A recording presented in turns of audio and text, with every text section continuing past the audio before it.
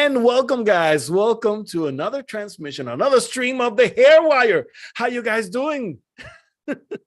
Well, everything is great. Yes, it's a summer and it's really hot here. So I'm wearing all the summery dresses and enjoying all the nice hot weather.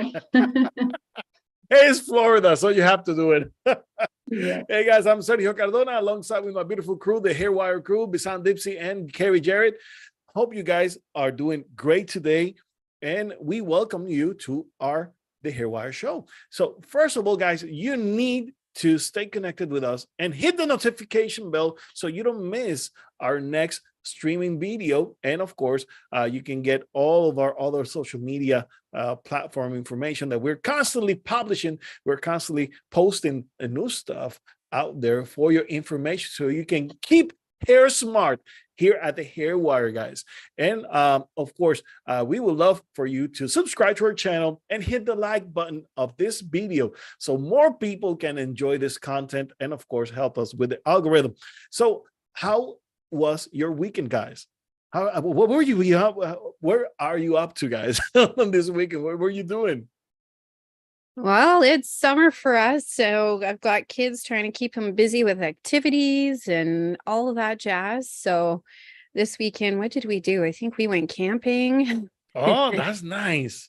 Nice. Yeah. Last time I went camping, I have to return on the same day. Oh, Why? why? My wife forgot what it was like, to go camping. And she was like, oh, camping, it ain't for me. So Yeah. next day we packed and we went to a hotel. Oh, she needs clamping. No, the thing is, she went camping as a kid, and we went with her family, her father, everybody, and everybody was like, this kid stuff, remembering, and she was like, no, it ain't for me. Yeah. It was cool when I was a kid, not when I'm this age. Yeah. That's hilarious. No, Yeah, we got a Jeep tent. So my husband, I don't know, I think he's now at the end where he's ready to be done camping himself. So but yeah, we have lots of fun. I have to share, we have not this week, next week, my father-in-law is coming into town from Toronto, and sorry about that. Yeah, he's from Oakville, and I'm super excited. And I just learned there is a steam train, like an old school steam train. I don't know if you know the Canadian railway system. We're notoriously known for the Canadian railway. Mhm. And we have traditionally old steam trains. And we're doing a steam train tour with a robbery and a dinner on the train, old school. So I was super excited. That's so cute. Nice. Yeah, and then we're gonna head to Drumheller and go see where all the dinosaurs are, because we have Drumheller, a lot of fossils are constantly found. And then the following day is the Highland Games, which my daughter's competing in. So I'm excited. In the next week and a half, we got all these fun activities going on. So but yeah, we try to keep busy with the kids and all these excursions. Oh, Hey, Very it's nice. summer. You have to take the kids out and enjoy yourselves best as you can. How about you, Biz? What you did this weekend? Oh, what did we do this weekend? I was thinking about the steam train, actually. Actually, I went to the movies. I saw this new movie, The Sound of Freedom. Have you guys Yeah. heard of it? I heard of it. Oh my God. I heard Great it. movie. I am not gonna watch it. I don't have the guts to watch it. No, but it is made in a tasteful way. You won't believe. I mean, I have seen many movies, about human trafficking and other stuff. And, sometimes they go too far. Yeah. It's okay to put a point across, but sometimes they go too far, especially when there's rape scenes and things of that nature. I hate that. But this movie is made with, it's strong enough to get you aware, but not that, to go over the limit. Yeah. And, when you think that things are about to happen, they cut off the scene. So you don't, you know what's going to happen, but you don't see it. You don't see So, it. Okay. yeah. So for me, it was a relief to see a movie made that well and that nature, considering the strong of the subject. So I find it quite refreshing, I have to say. Oh, that's Great good. movie. Yeah. I don't know. Like I don't have the guts. I feel No, I'll be but depressed for at least a week or two. true. It's strong subjects you know, they get you in your head. But hey, at the same time, you have to wonder, you know, about the things that are going on out there, and you know, to be, you know, be mindful of our kids, you know, and take good care of them, you know, because who knows, you know, crazy world we live in. It's happening all over right now. There's been a string of them caught in Canada here in Ontario, and I know they're constantly putting warning signs and signs for us to be cautious with our kids and have safe words. And exactly, yeah, it's a huge problem. Yeah. But hey, today we're going to be talking about hair, guys. Yes. Today we're going to be talking about, you know, the psychological effects of hair loss, and specifically how we end up, you know, so vulnerable to the point that basically anyone can take advantage of us. And that's sad. Now, Carrie, I want to start with you because particularly you see as a hairdresser, of course, you're a trichologist, you're a web designer, you do so many things. This woman is amazing. She does all about everything. But particularly when people walk into your hair salon, you know, they usually walk in, you know, looking to do a change in their hairs because they're losing their hair. And usually it's an emotional change. So can you walk us through some of the processes, some of the clients that you may have seen, you know, dealing with severe depression sometimes, and, you know, very upset about how do they feel? You know, describe us a little bit about it. Yeah, well, hair loss affects all of us in different parts of our lives. And it does. A lot of people like, oh, I'm not vain, I don't think about my hair. But as soon as they start losing their hair, I tell you that changes. I find a lot of people are very depressed. You could see the change in their demeanor, especially when they start to have hair loss. And I see a lot of clients. I have relationships with clients I had for 10, 15 plus years. And I tell you that when they've gone through hair loss, it is very detrimental. And a lot of times too, I will do the questionnaire. I'm like, are you stressed? And I get the stress. I'm like, yes, I'm stressed about my hair. And yeah, it has a huge effect. And they've actually done I think it was the Canadian Cross Cancer did something with hair loss where now they're trying to advocate to get grants for hair wigs for hair loss after cancer treatments, because they found the placebo effect of people being so stressed and depressed about hair loss going through chemo. It was affecting the overall healing. And so they were advocating to get grants and bursaries to pay for wigs and toppers for people going through chemo, because they found that the is it dopamine levels increase or decrease? Is that right, Miss Tan? Am I using the right? There's when people are stressed out, there's no serotonin level at all. Yeah. And so they noticed that once they started giving them tools like wigs and stuff, that the levels changed, that actually helped increase the healing process. So it has a big effect on everything. So yeah, speaking about serotonin, the anti-nausea pill that a pregnant woman take, it is a serotonin inhibitor. That's why they stop the nausea, but they feel sad. So it's not, and then the same thing. Then when people are losing their hair, they feel sad. The same thing. And then, you know, now that we're talking about how, you know, the chemicals in our brains, how they operate, particularly when people are feeling sad, when people are feeling, you know, left out. And in this case, I mean, whenever we are losing our hair, we feel rage, we feel despair, we feel, you know, we are left out, we're missing on the world. I don't know, whenever you are losing hair, and I try to see myself when I was losing hair many years ago, and you know how I look at the mirror and trying to cover up, trying to find a way, you know, make it look different. And I remember my wife had a time, you know, when she was losing her hair, and she was like, I'm married to a trichologist. What the hell is going on here? You know, and she frustrated, and she was infuriated, and she was, you know, doing all the verbal things that, you know, you could do about it. And But at the same time, when we talk about the chemical imbalances that go through our brain, whenever we feel bad, our, whether we're sick, whether we are going through tough times, our brains will create an environment chemically that will induce more of that feeling. And it's incredible that the only way that we are able to move forward is when we start feeling good. And to start feeling good about your hair means that you have to see results. And until then, you don't get to feel right. So it is kind of a tough position to be talking about, hair loss, because it's not until you start, stop, once the hair loss has stopped, when you start regaining the hair, that you will start feeling good again. So what can you say about this, please? Yes, I was actually nodding all the way because everything you said is very genuine and is very true. It's I think 60 or 70% of the entire population of the world feel the same way at some point.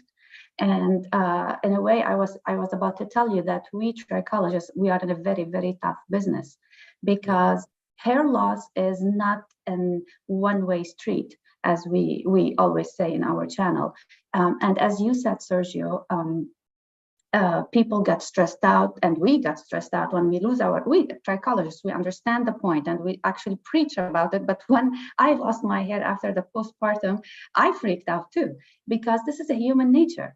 Because throughout history, throughout our all ages, the hair is actually the crown of men and women. It's a symbol of health. It's a symbol of sexuality. So when we start losing our hair, we lose our confidence. We lose, and when we lose our confidence, it's a ripple effect. It's a vicious cycle. Yeah. And then we get stressed out, and then we get stressed out about being stressed out, and go figure now. That's why we are in a tough business, because we not only want to educate people about what you can do about your condition, whatever hair loss condition you have. It's like what Kerry used to, you always say, trichologists and cosmetologists are therapists. You need to go into the psychology of the person and not only tell them this is the treatment plan. Just make sure that you friend them, and then you make them feel so comfortable so they trust this treatment plan, so they stop freaking out. Otherwise, your treatment plan is not going to be effective if the person is stressed out at the, so it's just like a vicious cycle. And I want to mention something here really important. It just relates to the subject a lot. I am, as you both know, I'm about to graduate to be a health coach, functional medicine health coach. So when I was into beginning of into this program, I thought they're going to teach us functional medicine. You know what they taught us? Positive psychology. You cannot change a person. You cannot tell a person stop eating chocolate because it's bad for you. You know what? They're not going to stop eating chocolate because it's bad for you. But right? But I have tried, but it doesn't happen yet. Exactly. I want it more. You tell me no, I'm going to eat more. Exactly, right? Exactly. That's what's related to the subject in a way. You can't tell people, I'm going to give you this treatment plan, it's going to stop your hair loss. It's not. It's not going to work that way. It's going to work when you work on their positive psychology and enhance their belief and trust in you, and let them know that it's going to take at least 6 months if I be regimented about my treatment plan with my trusted trichologist to reach my goal. So it's just positive psychology is, I think, is just so related in the subject here, trichology. No, it's definitely. Now, we're not understanding, all of these bad feelings. Of course, the chemistry in our brain tell us, no, this is gonna go from bad to worse. And we understand that, it's not just about telling someone this is what you need to do to reverse that. It's more complicated than that, because of our own belief systems and the way we naturally react to things and how we motivate ourselves to move forward from X point to the next, from A to B, and making that transition from one point to the other can be quite challenging, even though we know how to make it work.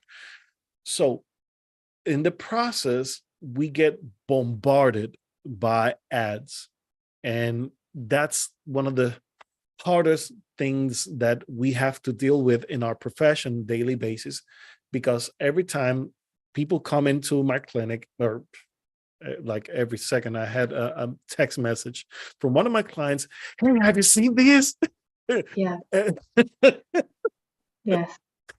Gary, do you get this experience as well? Yeah, you're nodding. Tell me a bit about it.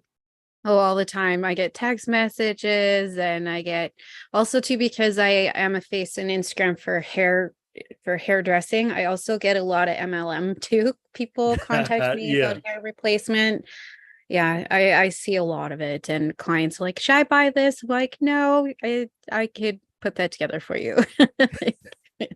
Yeah. But they said this. I'm like, yeah, but I'm a trichologist and a cosmetologist, so why don't you listen to me? Yeah, I Hey. get it all the time. Yeah, and it's funny because a lot of people also too aren't educated in the products that they're taking too, causing worse off issues and hormonal imbalances. Yeah, I shake my head. The thing is, some of the advertisements, the advertising that we see online, most of them, they look genuine in a way, but others are so far off, incredibly BS, that it makes me mad to the core, just listening to things that are not true. And a funny part of it is that people don't know what's true from what's not. There's so much disinformation, so much bad information out there, that unfortunately people will follow just about anything, and they will buy just about everything just to make the hair right.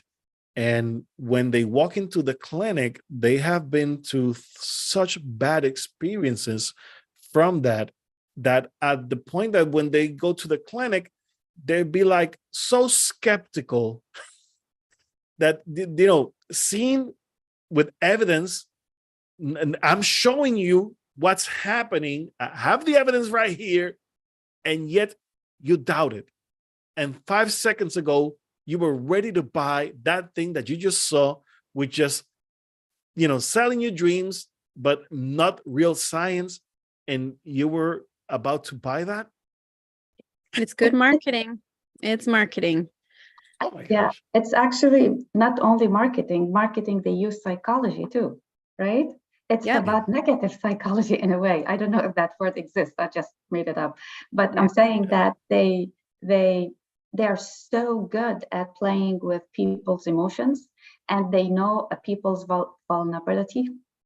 So they play at that level, and when they play at that level, this has become a very dangerous game, because I'm going to say something. I just have to, because I know my marketing friends. So yes, I do have a marketing degree. I went to school, post-secondary and tertiary, for marketing. Oh, no offense to all marketers. And it's not all I was marketers. trying to say something else. A lot of it is No. people who learn marketing and don't understand the code of ethics. People Yeah. who went to school, I'm going to say that again, for marketing. We are trained and we have a code of ethical practice. And we're taught ethics.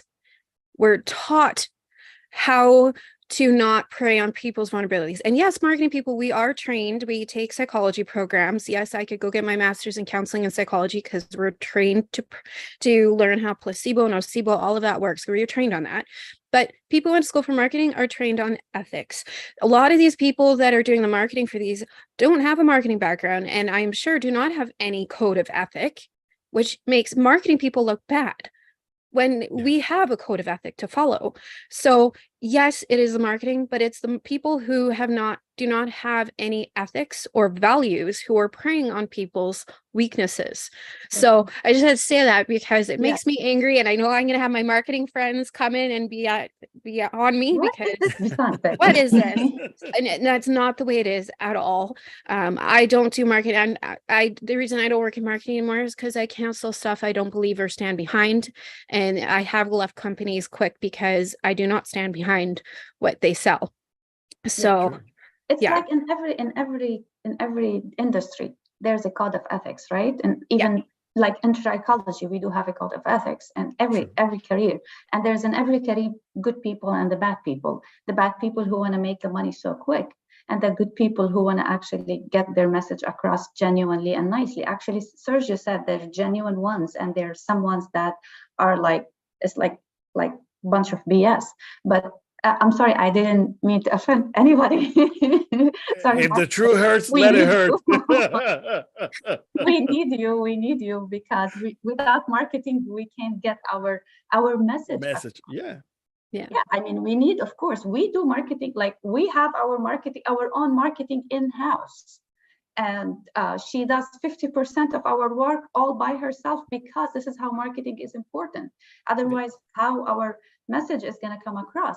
But what I'm trying to say, when I was going into in a way that that people who does not have ethics, or they go and they know, especially they hit the younger generation where they're scrolling on Instagram constantly. And they keep comparing themselves with Kim Kardashian, and I don't know if I said her name right, but no offense too. But I should buy a media coverage liability. I should do that because I say stuff. Hey, but the thing is, what you're saying, it resonates because, for instance, one of my favorite shows is Spencer Colburn. Spencer, he has a show called The Bold Truth, which I love. And, you have people, they go live and they will talk about their experiences with bad hair transplants, because unfortunately, there's a lot of advertising about hair transplant.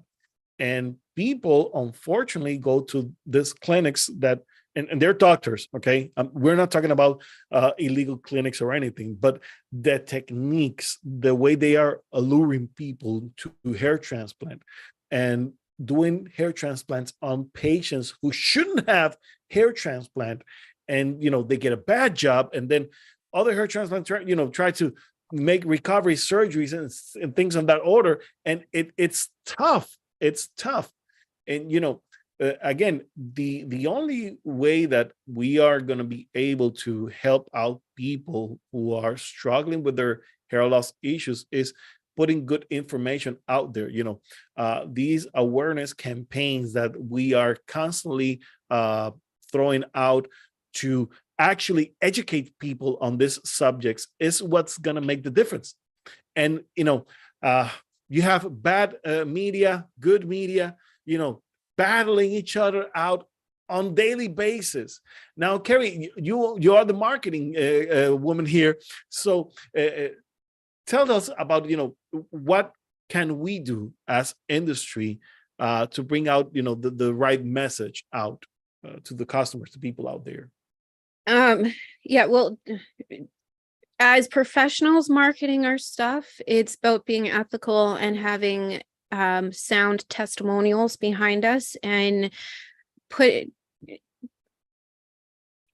being being online as an expert, showing up as an expert, giving quality information, sharing what you know, aligning you with other people who are in the same fields. It's, you could tell, and if I'm a consumer looking for this product, of course, there are going to be testimonials and reviews that are fake. Yeah. But really, it's up to you to do the homework. Look at the reviews, look at the negative reviews, look up the product separate from the website that you're searching from. So if you're looking and you found the product on website A, go search in Google, Bing, Yahoo, whatever you use, and put in that product and put reviews, testimonials. Look on Facebook for the reviews. Ask people, go on Facebook, have you used this product before?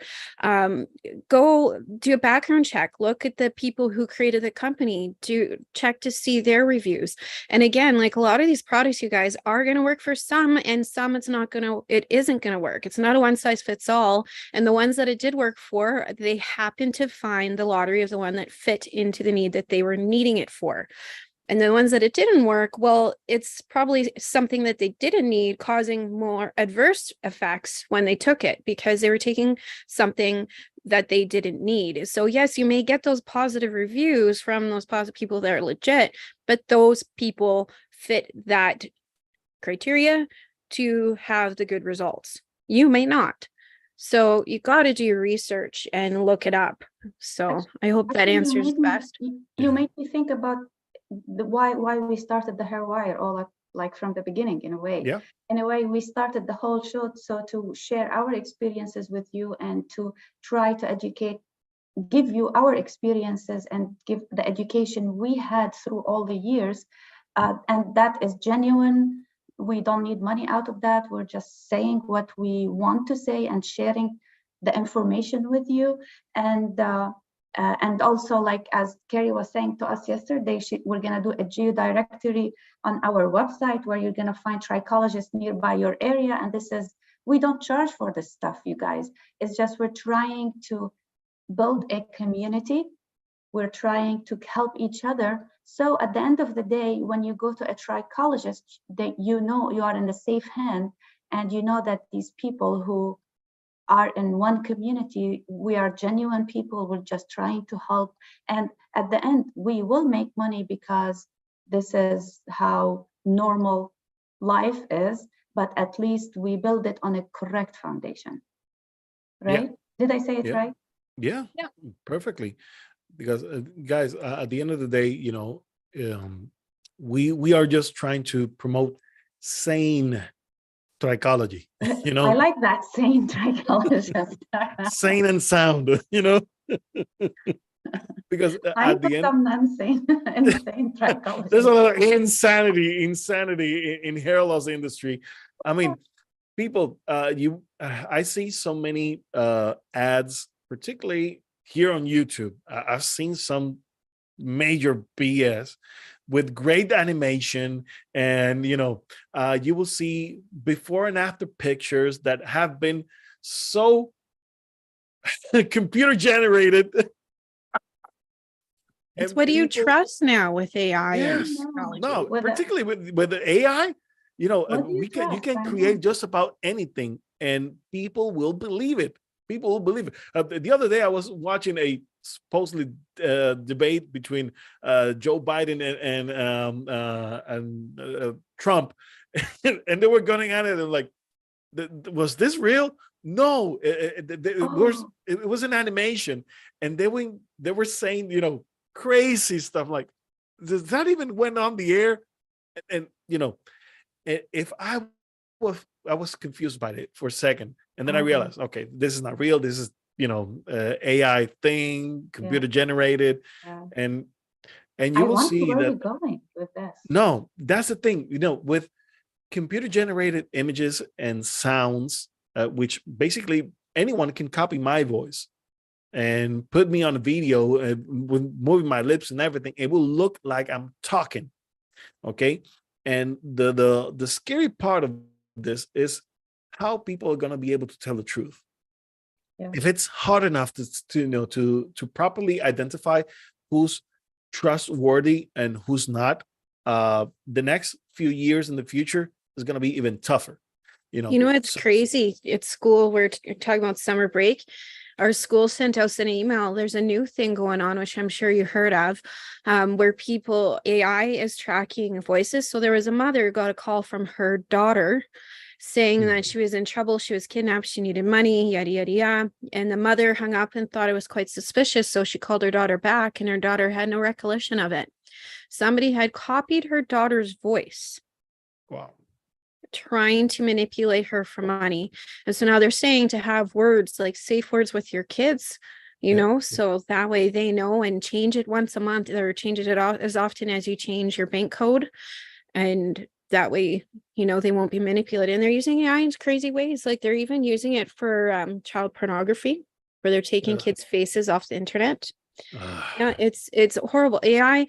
It's funny, you're talking about watching a movie. My son and I watched a documentary on Netflix yesterday about robot evolution and AI, talking about how AI is beneficial because, yes, it'll help us with, doing more precise procedure surgeries, research, kids go missing. Like it has a lot of great benefits, but it's those people in the wrong hands who are abusing it, are making this product that's going to be beneficial for us a freaking nightmare. And it's sad, very, So very sad. we're going back to the code of ethics, right? Yeah. We're always going back to the same code of ethics and to the same, like basically, I think since ever, with all the evolution of technology and products and everything we're talking about, there were people, bad people, and were there good people. But the good thing that statistically speaking, throughout history, the amount of bad people are 20% and the amount of good people are always 80%, which is like way far more than the bad people. So, but the reality on TV, we see the media and social media, all the stuff, we see the bad stuff because this is the bad stuff that brings the attention, right? It makes the news, the headlines. I'm not saying that we shouldn't be careful or anything, but I'm saying that it's so scary out there. But at least I hope the amount of good people will be still 80% and not diminished by time. One thing which I know all three of us have talked about before, when you're also looking for credibility of people, trust your intuition. Yeah. Trust your spidey senses, spiritual energy, intuition, whatever you want to call it, same thing. It's that feeling, if it doesn't feel right, it doesn't sound right, it's too good to be true, it's probably not true. Trust your inner gut, like trust yourself. And if you're in doubt, that's usually the answer. And I usually tell my kids when they're questioning if something is not legit or not true, I tell them kind of think like a metronome, snap their fingers really fast and ask themselves, be like, does this seem right? Yes, no. It's the first answer that comes to your thought. But if you have to think and get your ego in there and think about it, it's probably false.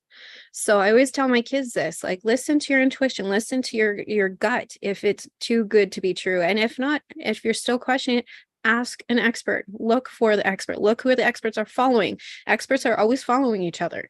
So yeah. You mentioned something very sorry, Biz. Yeah, I was about to say the same thing. Probably, but it's particularly when you said, if it's too good to be true, and the thing is, people want it to be true. Yeah, and that's the issue.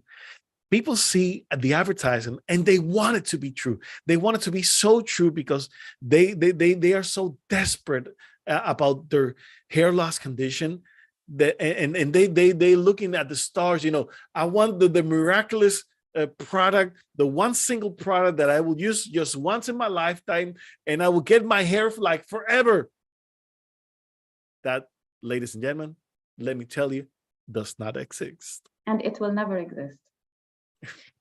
Probably will never exist with 99.9% that it will never exist. You know why it will never exist? Because it's not only the industry is changing, we as a human being are changing. Our chemistry is changing. What we eat is not what we ate 10 years ago, or remember at one point fat-free yogurt was awesome, and we remember.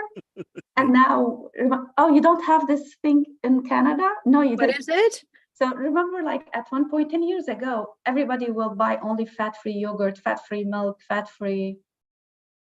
It was a big deal in the United States. Well, I remember the fat-free movement, but I guess I didn't follow it. It was a big thing, fat-free, and now apparently I eat all the fat. I love all the fat. Give it to me. Healthy fat. You have to remember, back then you were in California, so. Oh yeah, I was in California, right? California with our fat and trends, and I know. Let me buy insurance before I say things. See, I'm Canadian. I need that fat for the winter, so I'll take it all. No, but I'm saying like the chemistry of the whole world is changing. We have different Yeah. kind of chemicals because of the agriculture revolution, because of the factories, and the air is different. So that's why it's just, if you look at the big scheme of things, everything is changing now. Like we say AI, we don't know where it's taking us. It's not only AI, like the air we are breathing. Do you have any idea where it's taking us? Do you know that some people are looking for iodine things because if some nuclear weapon happen, we need some iodine pills to take? Like a lot of people reach to that level. So we're Yeah. moving super fast like a train. And yeah, we're going to keep losing our hair, because when we lose our mind, we will lose our hair. That's True true. story. That's true. If you lose your mind, you lose your hair. There's no doubt about it. And it goes the other way around too. You know, when you're losing your hair, you're losing your mind. Exactly. Okay, that is the title of this episode. Lose your mind, lose your hair. Lose your mind. Yeah, I like it. Like it. Definitely. Guys, we're here to offer you sane information, sound information, you know, so that you are able to at least look at the information, look at any advertisement. And like we just said, if it looks too good to be true, you know, steer away from it. Now, what should good advertising, what good advertising should look like? What are the things that we are looking for in, you know, products and services that would will more likely sound like true? So first of all, we want to be able to trace the information back to a company that is, you know, publicly and legally established. That's the first thing you want to make sure, you know, that the people that are talking to you are properly established. Secondly, you want testimonials. Thirdly, you want the information to be able to be corroborated by third parties, you know, people outside from their scope that are saying the same thing. Also, you want to look at a list of ingredients, and you might want to dig into that. Well, these are the ingredients that they're using. Historically, has there been any good good effects with it, good benefits with it in terms of hair loss? Are we seeing side effects because of it? So those are the type of things that you want to be looking for. Also, look at the pictures. If you're seeing extremely great results in just 30 days, that's another big no-no. So when I see a group of pictures for someone, and they tell me these are the results after a year, after 2 years, I would say I believe that. Personally, I say I believe that, because I understand that it takes time to build good hair. And let me 2 days ago, I had a lady came into my office, and I was watching through the pictures, and she was about 18 months on treatment. First, after the third month, she was gaining a great amount of hair, but after 18 months, oh, you know, the results were astonishing, amazing. And by the way, I'm going to be posting those pictures in a few days. But you know, great testimonial. And the idea is, again, you want to look at something that will give you a good time lapse in between. You know, something, if it goes about months, a year, year and a half, 2 years, that's a good time frame. That's a good time frame for any hair loss condition. We can see quicker results with alopecia areata. Usually with alopecia areata, when it starts growing, it will start growing fast, and you will see great results in about 2 months and even 3 months. But check out the length of the hair. That's another key part. If we are looking, for instance, every time I see pictures of the hair on the back, and they see growth about 4 inches of growth in 1 month, you know, that's not possible. Physically, that's not possible. Anywhere in this world, that's not possible. Okay. Your hair, you guys, grows on average 1/4 of an inch a month. On average, that's some people are less, some people a little more, but that is average. But for them to grow 4 inches in a matter of a month or two, It's extensions or it's a hairpiece, you guys. That's true. Or even if they do reverse pictures, I have long hair, they cut it off, and they will show, the after. Yeah, I never even considered that. Yeah, I could see them doing that too all the time. No, we've seen, bad advertising. Specifically, I seen pictures when you see this guy with their hair dry and the same picture with the hair wet. What's gonna look like with the hair wet? Yeah. Like empty spaces because it's wet. Or they even put a lot of oils on it or hair gel. And it will look, the piece of hair, they stick together and it looks less hair. Now, when they get the hair dry, it looks abundant. And they change the lightning and don't get me started with the lighting, the picture. I mean, here's the thing. When you look at pictures, you want to see pictures to look as mostly identical as possible. It's not perfect when you take pictures. It's not perfect every time, but you want to make it as, picture perfect as possible, because you want to be able to trace back to the same place, the same area.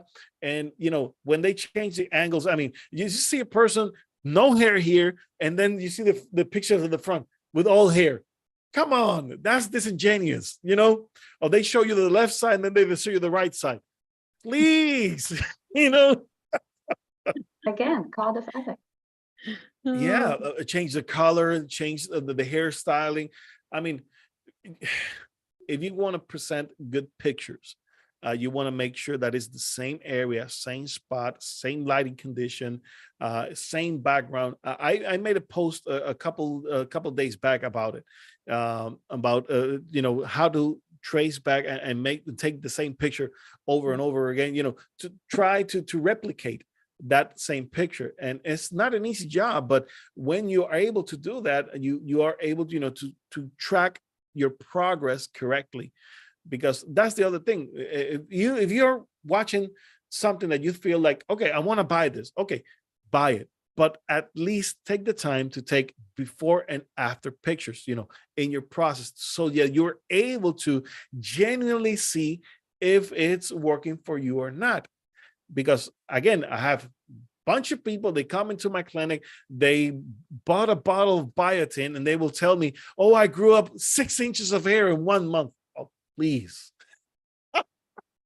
That's why we are in the Hair Wire trying to explain the science behind growing hair. And also Carrie is the hair coach for long hair. Then she understands the science behind growing longer hair, and that doesn't happen overnight, and that takes not a pill, not a serum, not a shampoo. It takes nutrition, hormonal balance, stress reduction, everything we have been talking about. It's not a pill. Yeah, it's funny, we're talking about the biotin. I have a friend of mine who has been doing all the pills and everything because that's what she's told to do. And now I'm like, no, this is what you need to do. And she's finally listening to me. And she's like, I stopped the biotin like you told me. And I was very nervous. And it's been a month and a half and I've already noticed hair growth. Like, yeah.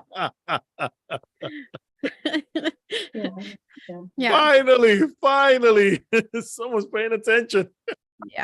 Yeah. So, you can over supplement, you guys. Just a reminder with stuff, you can over supplement, you can under supplement, and supplements you have to be very cautious of, especially when you're getting hair product supplements too, because you just be careful. So it may be either negative, it has a negative effect or more negative effect than what actually helps. So you will be dealing with one problem, you will be dealing with multiple problems later on.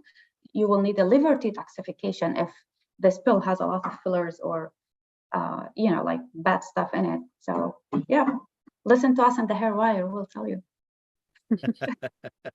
That's right, guys. That's right. So anything you guys want to add before we go, because we're about to run out of time?